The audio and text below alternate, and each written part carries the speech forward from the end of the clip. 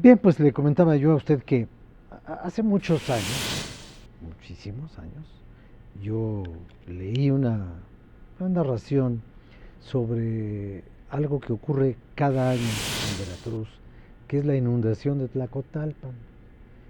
Y hace 3 o 4 años, usted me corregirá, diputado Buenotorio, hubo una inundación mayúscula en Tlacotalpan y se gastó un dineral y se vuelve a inundar Tlacotalpan y a nadie le cabría en la cabeza pensar que vamos a mover Tlacotalpan a otro lado.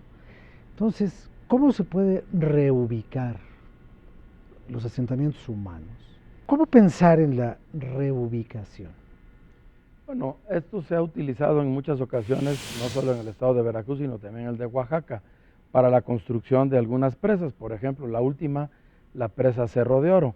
Hubo un reacomodo de las personas que vivían en lo que sería la presa y los movieron a Luxpanapa, por ejemplo. Pero no se trata, yo creo, de resolver este problema moviendo a las personas que están instaladas bien, legalmente. Tlacotalpan es una ciudad de muchísimos años Claro. que no justificaríamos cómo poderla mover porque se inunda. Además quiero decir, Tlacotalpan, afortunadamente después de que se construyó la presa Miguel Alemán y la presa Cerro de Oro, no ha sufrido las consecuencias de grandes inundaciones, salvo la de hace 3 o 4 años que el agua llegó hasta los techos, pero en toda esa zona del Sotavento hubo una gran inundación. Sí, todo el Papaloapan se Todo el salió Papaloapan se salió por todos completito. lados. ¿Qué necesitamos hacer? Más obras de infraestructura. Hay que hacerle bordos. Ahora, hay avenidas de agua como la de este año, donde se juntan dos huracanes y realmente pues es problemático, ¿verdad? Sí hay manera de resolver los problemas, sí hay manera de hacer obra de infraestructura que evite estas inundaciones y que evite estas desgracias que están padeciendo muchísimas familias. Lo que se necesita es voluntad política y trabajo conjunto entre la federación, los estados y los municipios y la propia sociedad para resolver este tipo de problemas. Gracias, diputado.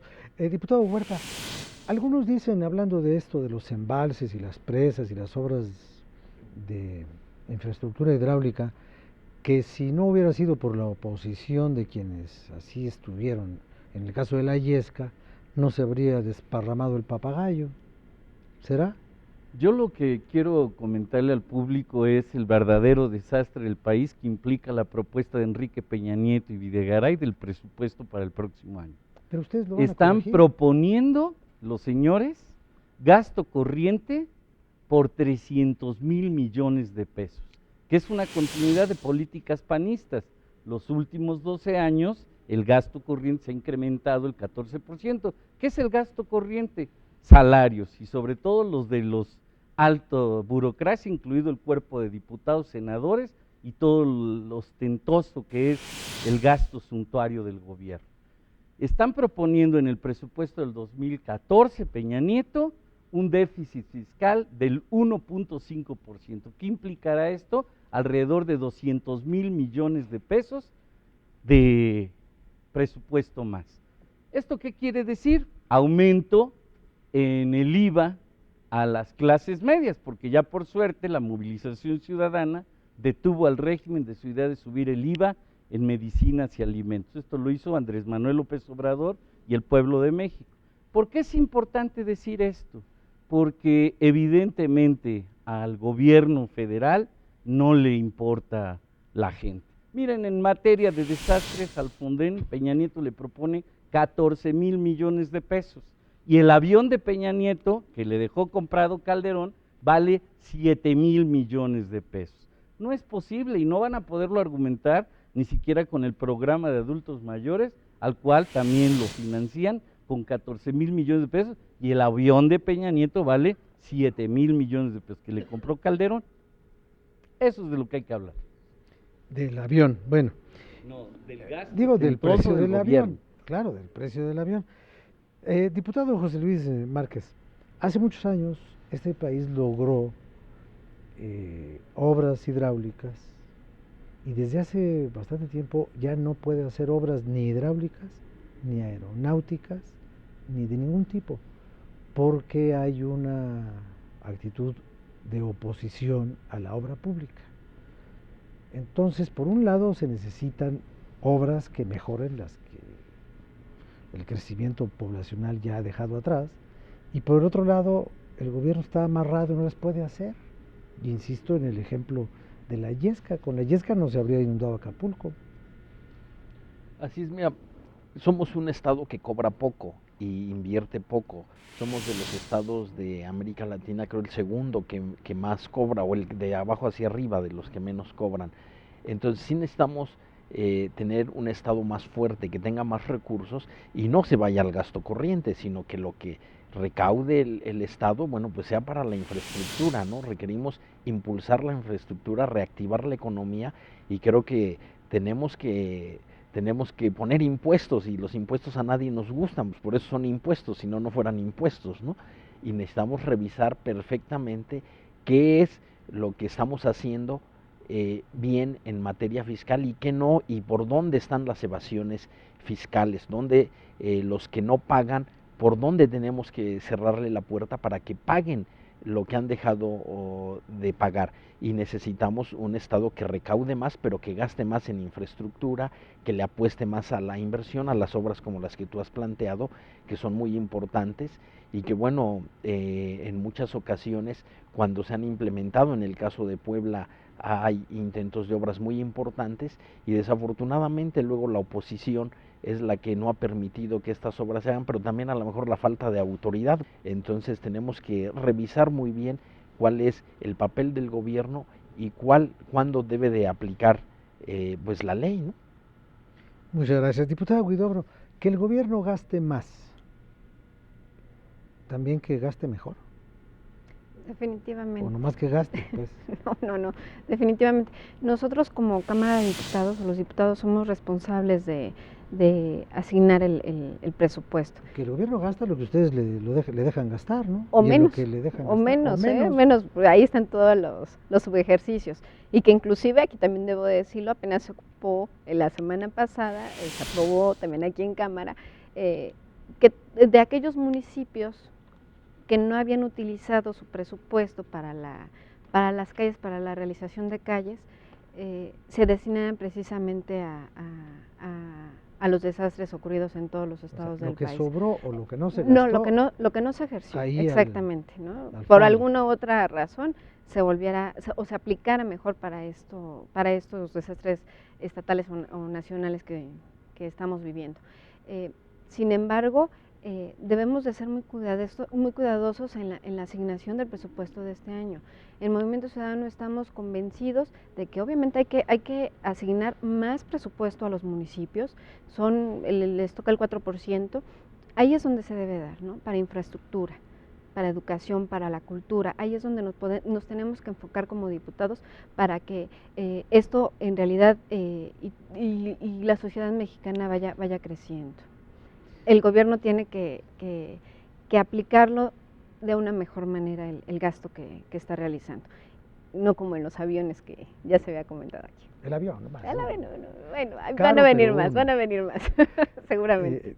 Diputada Garfias, en muchos sentidos, sobre todo creo yo que en la asignación del presupuesto y en el análisis del gasto público, este país es uno antes del 14 de septiembre, y otro después del 14 de septiembre. Yo no sé si ustedes estarán de acuerdo conmigo en que la verdadera y última repercusión de lo que pasó todavía no la conocemos de manera absoluta. ¿Usted no se siente muy responsable de participar en esta reorientación del presupuesto y decir, bueno, como las cosas ya cambiaron, vamos a suprimir esto y esto y esto para dar para acá? ¿O cómo lo ve usted? Sí, efectivamente, la verdadera magnitud del problema aún no se tiene.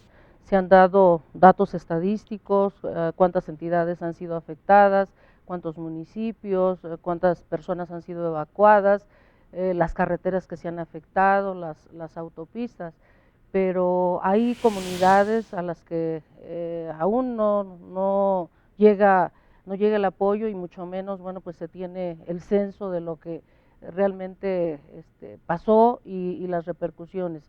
Después de esto, bueno, pues hay otras cuestiones que seguramente, si no se atienden con oportunidad, sobre todo en materia de salud, bueno, pues ahí estarán y requerirán recursos. Por ejemplo, en las escuelas se había dicho una cantidad de inicio, después estamos diciendo que son 2.000, un poco más de 2.100 las que se vieron deterioradas y 16 totalmente en pérdida. Aún no se tiene el censo de los daños que se ocasionaron en las escuelas, además de que el techo, el equipo de cómputo, etcétera. Entonces sí va a requerir tener el diagnóstico puntual. Se habla de que se requieren 75,000 millones de pesos para más o menos echar a andar el país. Entonces sí es responsabilidad de todos, de la readecuación del presupuesto que ya se anunció se va a hacer, y por supuesto nosotros aquí en la Cámara de Diputados, como en la responsabilidad que tenemos y en la obligación legal, tendremos que hacer lo propio, y coincido en la necesidad de que los gastos que desde nuestro punto de vista sean superfluos, bueno, pues se deben de eliminar y hoy deben ser destinados a donde sea necesario. Hoy particularmente, pues en esta problemática. Muchas gracias. 75,000 millones de pesos, dice la diputada Garfias, que se necesitan para medio resolver lo que ya pasó. El Fonden, hasta donde nos quedamos hace unos días, tiene una garantía de 12,000 millones. O sea, le faltan casi 62,000 o 63,000 millones de pesos. ¿De dónde van a salir 63,000 millones de pesos? Si no hay IVA para los alimentos, no hay IVA para las medicinas, no hay IVA generalizado, y se plantea un déficit del 1%. ¿De dónde va a salir? No hay de otra que de la recaudación fiscal.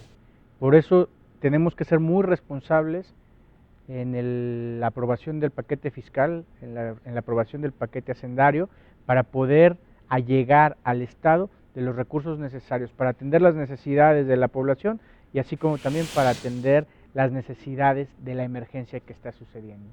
Aquí es bien importante señalar que también los estados tienen su responsabilidad en la contratación de los diversos seguros que tanto las reglas del Fonden como del FOPREDEN establecen a fin de que puedan haber recursos para en el caso de emergencias.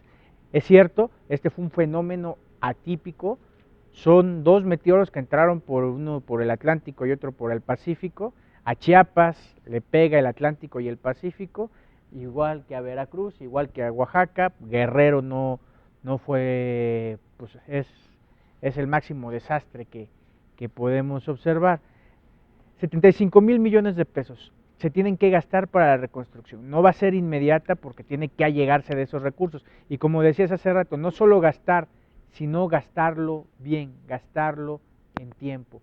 Todo eso tendremos que estar pendientes, de todo eso tendremos que estar fiscalizando para que a través de la Auditoría Superior de la Federación, que depende de este poder legislativo, se pueda determinar el gasto, no solo en lo cuantitativo, sino también en lo cualitativo, que el ejercicio de los recursos que se dediquen para la reconstrucción sean aplicados de manera pronta y responsable. Muchas gracias. Vamos a hacer una pequeña pausa para atender la crónica del periodista Miguel Reyes Razo, y cuando termine Miguel, que no se tarda mucho, regresamos.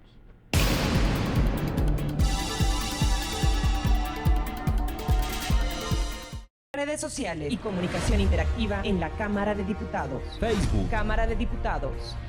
Twitter, @PrensaCámara. Flickr, Cámara de Diputados. YouTube, Cámara de Diputados. SoundCloud. Cámara de Diputados. Busque y encuentre. Noticias, Comentarios. puntos de vista, Entrevistas. documentales Entérese y participe. de todo lo que pasa. México no puede esperar. Cámara de Diputados, 62ª legislatura.